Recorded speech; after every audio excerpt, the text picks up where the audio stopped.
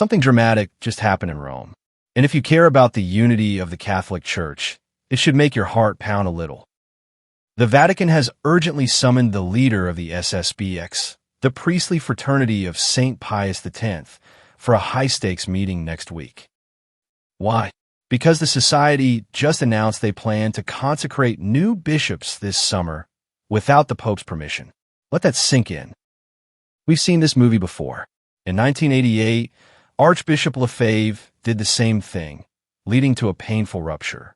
And now, history seems to be knocking at our door once more. But this isn't just a news headline. For many of you, this hits close to home.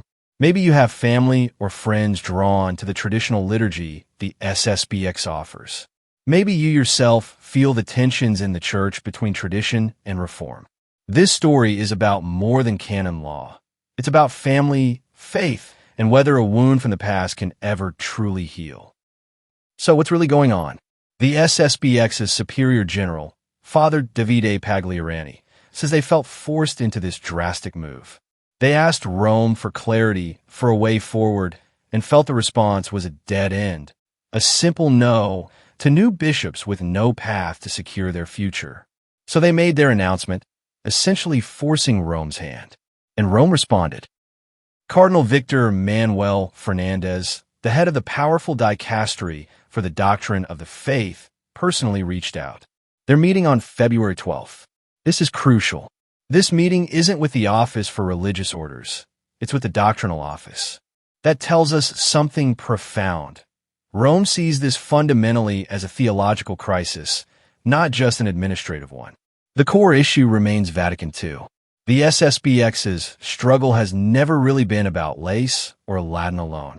It's about deep, unresolved questions regarding religious liberty, ecumenism, and the very authority of the Council's teachings. That's the elephant in the room, and Cardinal Fernandez is known for firmly defending the Council's legacy. But here's the personal, insightful question for all of us watching. If this crisis is so grave that it threatens communion, why is the meeting not with Pope Leo XIV himself?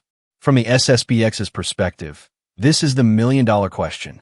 It fuels a deep-seated suspicion that Rome prefers endless dialogue over real decision. That this is about managing a problem, not solving it.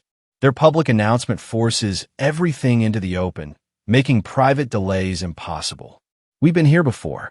Crisis, urgent talks, then stall. It's the pattern since 1988. So as we watch this meeting unfold, we're not just watching church politics. We're witnessing a moment of truth. Can there be a fruitful path, as Cardinal Fernandez hopes? Or are we seeing the prelude to another sorrowful chapter of division? This is about more than the SSPX. It's about the entire church's struggle with memory, mercy, and truth.